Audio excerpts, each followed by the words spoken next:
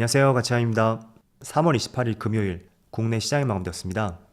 자, 오늘도 코스피 코스닥이 굉장히 크게 급락하면서 이틀 연속으로 굉장히 좋지 않은 흐름이 이어졌습니다. 먼저 코스피는 1.89% 하락했고 또 코스닥도 마찬가지로 1.9% 빠지면서 종가상으로 700포인트가 깨졌었죠. 자, 그리고 시총 상위 종목들을 보면 오늘은 현대중공업을 제외하고 전 종목이 모두 파란불이 들어왔고 그 낙폭도 굉장히 컸던 것 같습니다. 반도체, 2차전지, 바이오 종목 등등 다양한 업종들의 낙폭이 굉장히 컸었고요. 그리고 코스닥도 마찬가지로 낙폭이 상당히 컸습니다. 특히 에코프로 그룹주라든지 또 삼천당제약, 오늘은 전반적으로 낙폭이 2% 이상은 나왔던 것 같습니다. 그리고 코스피 수급을 살펴보면 오늘은 외국인이 6천억 이상의 많은 순매도가 나왔고요. 그동안의 패턴과 굉장히 달랐던 것 같죠. 거래대금도 상당히 많이 줄었고요. 또 이번에는 코스닥도 마찬가지로 오늘은 외국인의 많은 순매도가 나왔습니다. 그리고 삼성전자, 이 종목도 모처럼 외국인의 많은 순매도가 나왔고 오늘은 기관과 외국인의 양매도가 있었습니다. 그리고 하이닉스도 마찬가지로 오늘 외국인의 1,400억의 많은 순매도가 있었고요. 또 현대차도 마찬가지로 외국인의 700억 이상의 많은 순매도가 나왔습니다. 거의 한 달 만에 이틀 연속으로 순매도였죠. 또 하나에로스페이스도 마찬가지로 오늘은 외국인의 순매도와 함께 물론 많은 규모는 아니지만 3거래 연속으로 순매도가 이어지고 있습니다. 자, 그럼 이어서 주체별 매매 동향에 대해서 살펴보도록 하겠습니다. 3월 28일 외국인이 가장 많이 매수한 종목은 두산에어빌리티, 크래프톤, 한국조선해양, 현대모비스, 현대중공업 이렇게 순서대로 매수했고 또 기관은 LG에너지솔루션, 신한지주, 현대일렉트릭, 두산, 현대차 이렇게 순서대로 매수했습니다. 자, 이어서 해외 증시를 보겠습니다. 오늘 새벽에도 미국 증시의 흐름은 그렇게 썩 좋지 못했었고 나스닥은 마이너스 0.5%로 마무리되었습니다. 또 S&P 500도 마찬가지로 마이너스 0.3%였고 다우지수도 0.37% 빠졌습니다. 그리고 무엇보다도 반도체가 2% 급락하면서 전체적으로 미국의 3대 지수가 크게 밀리지 않았다고 해도 이 반도체 쪽의 영향 때문인지 국내 시장이 오늘은 크게 밀리고 있습니다.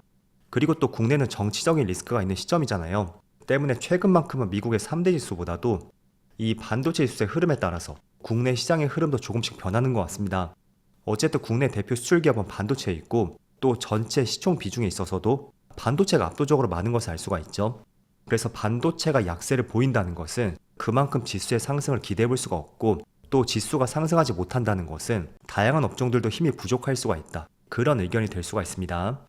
그리고 아시아 증시, 일본은 오늘 2% 이상의 급락이 나오고 있고요. 대만도 2% 가까운 급락이 나오고 있습니다. 그리고 중국도 0.7% 빠지고 있죠. 그래서 지금 촬영 시점이 1시 반쯤 되었는데 코스피가 모처럼 다시 한번 2600포인트가 깨졌고요. 그리고 지금 시점에 우리가 주목을 해볼 수 있는 것 몇 가지 포인트가 있습니다. 첫 번째로 대통령 탄핵 선고에 대한 결과, 그리고 두 번째는 이제 다음 주 수요일부터는 미국과의 상호 관세가 시작이 됩니다. 그리고 또 주말 앞둔 시점이잖아요. 그래서 이런 종합적인 리스크가 있고 그 때문에 일부 회피 물량들이 나오는 것 같습니다. 어쨌든 다음 주까지는 시장의 변동성이 커질 수가 있으니까 이런 부분들은 신경 써서 보시고요.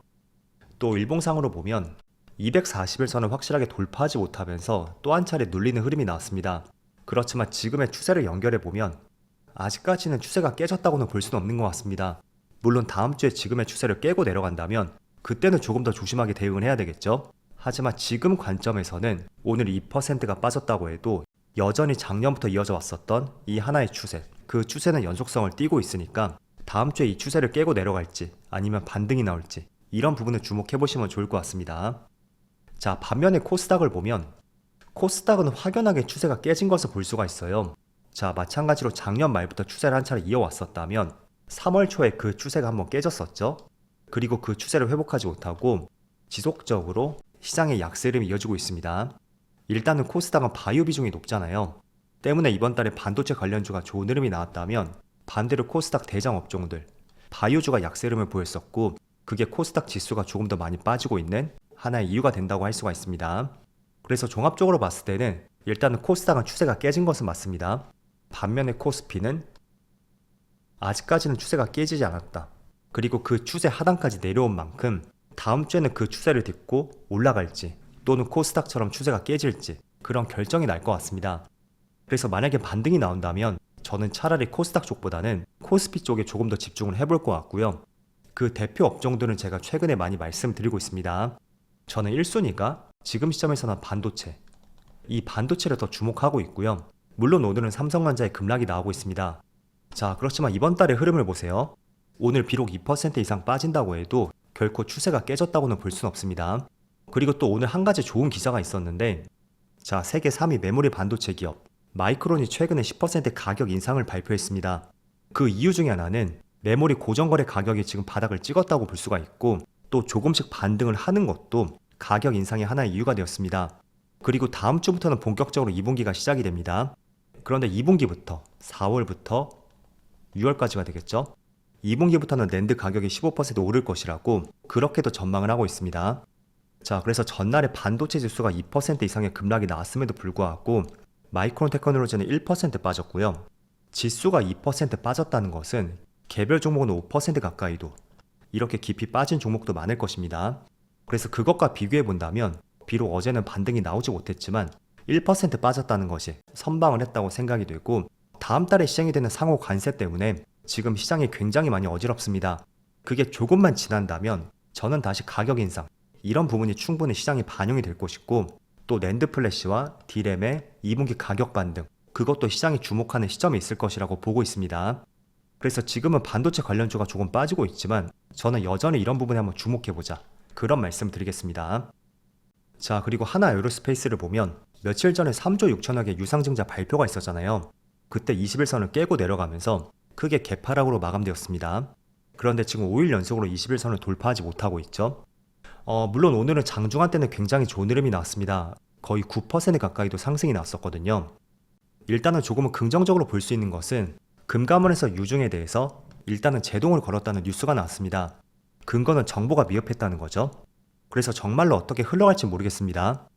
최근에 비슷한 사례가 있었던 것이 대표적인 반도체 기업 이수페타시스의 유중 발표가 있었고, 그때도 2차전지 기업이었나요? 제2호 기업을 인수한다는 근거를 들면서 유상증자를 단행했던 사례가 있었습니다. 하지만 금감원에 제동이 있었고 유상증자를 하니 많이 논란이 계속 커졌었거든요. 때문에 이것도 조금은 비슷하게 흘러갈 가능성이 있고요. 혹시나 하나 에어로스페이스 종목을 보유하고 계시다면 최근에 이수페타시스 이 종목이 어떤 내용이 있었고, 또 그 내용을 토대로 주가가 어떻게 반응을 했었는지 그런 부분들 살펴보시면 조금은 도움이 될 것 같습니다.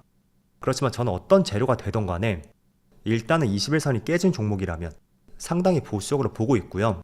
그리고 웬만해서 저는 21선 위에 있을 때 어떤 타점을 잡는다든지 또는 추가 매수라든지 이런 다양한 전략과 관점을 가지고 있습니다. 물론 이거는 개인마다 차이가 있을 거예요. 61선을 기준으로 볼 수도 있고요. 또 11선, 정말로 짧은 매매를 하신다면 5일선을 기준으로 볼 수도 있습니다.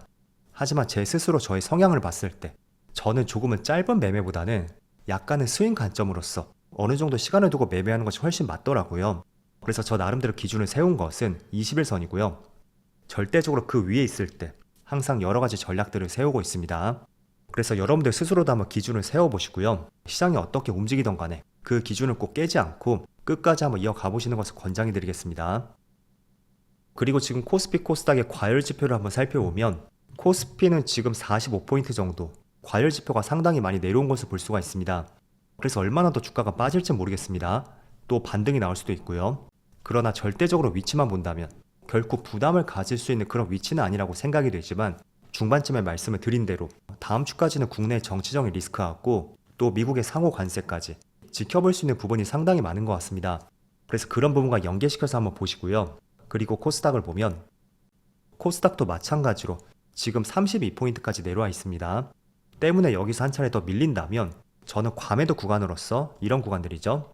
반등을 한번 기대를 해볼 수 있다고 판단이 됐고, 이런 부분도 한번 전략적인 투자 관점으로서 한번 생각해 보시면 좋을 것 같습니다. 자, 그럼 이번 한 주도 정말 어려운 시장이었는데 모두 늦은 시간까지 수고 많으셨고요. 저는 다음 주 월요일 영상에서 다시 찾아뵙도록 하겠습니다. 모두 즐거운 주말 되세요. 감사합니다.